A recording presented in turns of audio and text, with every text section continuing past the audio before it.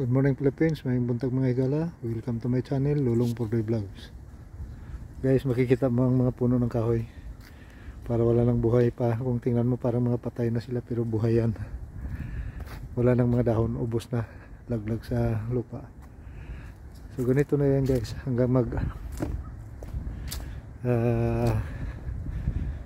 winter season. Kasi ngayon ano pa lang ngayon autumn. So ang winter mag-umpisa December 20. So ganito na yung mga kahoy, wala ng mga dahon. Kasi pag may mga dahon pala guys, pag mag-snow, mababali ang mga sanga dahil kakapitan ng mga snow, mabibigat. So pag maraming dahon, malamang mabali ang sanga. Tulad yan, mga ganyan ng mga kahoy, hindi yan na ang dahon nila. So pag mag winter, minsan nababalik yung mga sanga niyan. Pero yung iba hindi, kasi walang kakapitan ng snow So yun siguro ang dahilan kung bakit kung winter time ang mga kahoy wala ng mga dahon.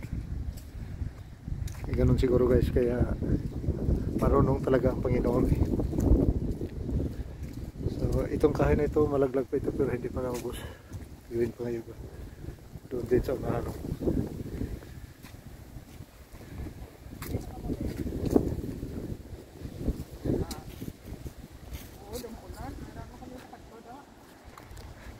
Ayan guys, so kita nyo guys, wala ng dahon.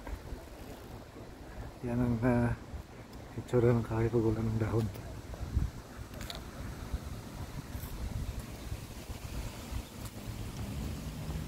So yun lang guys, pinakita ko lang sa inyo yung mga kahoy na wala ng mga dahon. So salamat sa inyong panonood. Kindly like and subscribe to my channel, Lulong Purdoy Vlogs. Bye guys.